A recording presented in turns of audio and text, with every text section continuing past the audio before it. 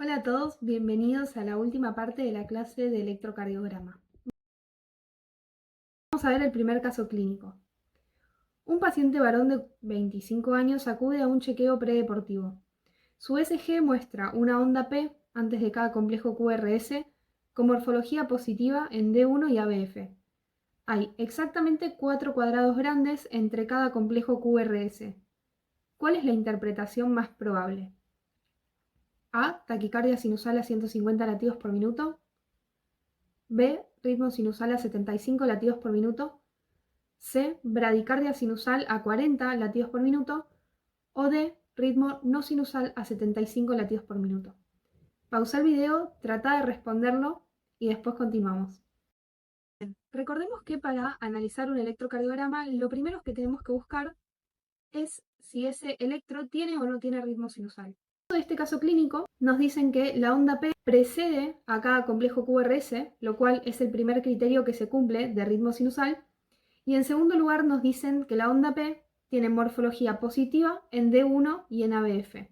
Por lo tanto, es un vector que va hacia abajo y hacia la izquierda, es decir, que se cumplen los dos criterios para que haya ritmo sinusal. Eso nos lleva a descartar la última opción. Después tenemos que ver cómo está la frecuencia cardíaca, para saber si está normocárdico, taquicárdico, si es que la frecuencia cardíaca está por encima de 100, o bradicárdico, si está por debajo de 60. Para eso nos dan la distancia que hay entre dos QRS, que es el espacio llamado intervalo RR. Nos dicen que hay 4 cuadrados grandes entre dos QRS. Eso es el dato que necesitamos para calcular la frecuencia cardíaca. Recuerden que hacemos 300 dividido 4, que son la cantidad de cuadrados grandes, y eso nos da una frecuencia cardíaca de 75 latidos por minuto. Es decir, que la opción correcta es la B. Vamos con el próximo caso clínico. La figura muestra un electrocardiograma de 12 derivaciones de un adulto en reposo. Analice el trazado e indique cuál de los siguientes parámetros es anormal. A. El eje eléctrico ventricular está desviado a la izquierda. B. El eje eléctrico ventricular está desviado a la derecha. C. Está aumentada la frecuencia cardíaca. O D. Está disminuida la frecuencia cardíaca. Miren el electro, tómense su tiempo, contesten y después continuamos el video. Entonces, mirando las opciones que nos dan, no nos piden ver si ese electro tiene o no tiene ritmo sinusal, por lo tanto toda la parte de la onda P la podemos saltear. Igualmente, si quieren calcularlo y quieren buscarlo, sepan que sí tiene ritmo sinusal y lo podemos ver con una onda P positiva en ABF y en D2, porque en D1 la onda es de un voltaje tan pequeño que no llega a verse. Siguiendo con los pasos, tenemos que ver ahora la frecuencia cardíaca. Lo que podemos ver es que, al igual que en el electrocardiograma anterior, la distancia que separa dos QRS, es decir, el intervalo RR, es de 4 cuadrados grandes. Es decir, volvemos a hacer 300 dividido 4, que nos da una frecuencia cardíaca de 75. Es decir, que es normal. Por lo tanto, eso nos lleva a descartar las opciones C y D. Nos queda ver hacia dónde está desviado el eje. Para ver la desviación del eje, recuerden que, al igual que con la onda P, lo que tenemos que hacer es ver las derivaciones D1 y ABF siempre. Lo que podemos ver es que en D1, el QRS, que recuerden es la onda de mayor amplitud de todo el electro, tiene una polaridad predominantemente negativa. Y recordemos que D1 sensa todo lo que ocurre a la izquierda de nuestro tórax, a la izquierda de nuestro corazón. Es decir, que si D1 es negativo, significa que ese vector no está yendo a la izquierda, sino que está yendo a la derecha. Por lo tanto, la opción correcta es la opción B. Vamos con el siguiente caso clínico. Una mujer de 63 años consulta por disnea progresiva. Su electrocardiograma muestra QRS positivos en D1 y negativos en ABF. La derivación 2 también muestra un QRS negativo. No hay signos de bloqueo de rama ni alteraciones del ritmo. ¿Qué hallazgo electrocardiográfico está presente? A. Un eje normal. B. Desviación del eje a la derecha. C. Desviación del eje a la izquierda. D. Eje en 90 grados. Como ya saben, tómense su tiempo. Tranqui, no hay apuro. Para resolver este caso clínico, fíjense que no nos hablan ni del ritmo, si es sinusal o no, ni nos hablan de la frecuencia cardíaca. Simplemente nos están hablando del eje eléctrico ventricular y nos están pidiendo que lo averigüemos. Para eso nos dan los datos de cómo es la polaridad del QRS en las derivaciones.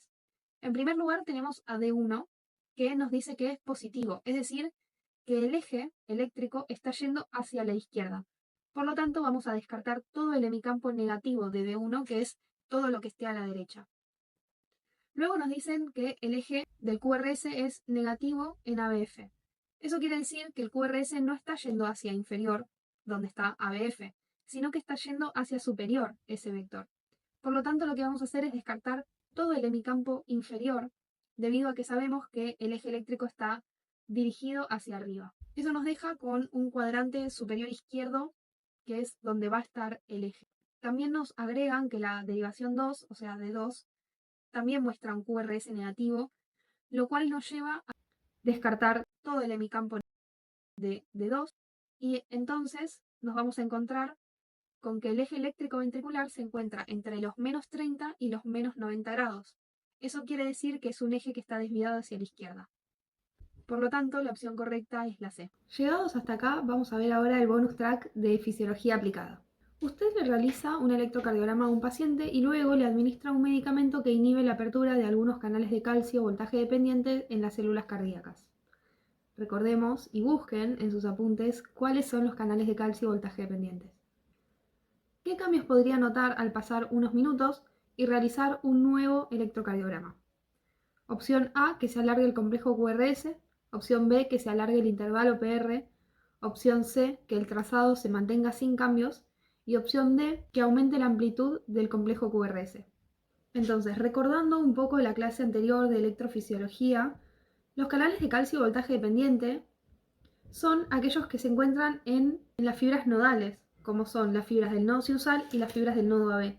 Las fibras del nodo AB son muy sensibles a los fármacos que bloquean los canales de calcio voltaje dependiente tipo L. Por lo tanto, ¿qué pasaría si bloqueamos los canales que permiten la despolarización de las células del nodo AB? Lo que va a ocurrir es que retrase la conducción eléctrica entre las aurículas y los ventrículos, y eso genera bloqueos de la conducción, que podemos ver en el electrocardiograma como un alargue del intervalo PR. El intervalo PR, recordemos que comprende la despolarización auricular, es decir, la onda P, más el segmento PR, es decir, la línea isoeléctrica que tenemos entre la onda P y el complejo QRS.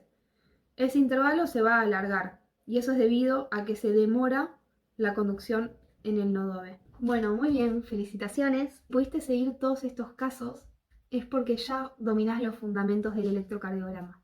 Recordá, siempre empezar por el ritmo sinusal. Después seguimos con la frecuencia cardíaca. Recordá la regla de los 300 dividido la cantidad de cuadrados grandes.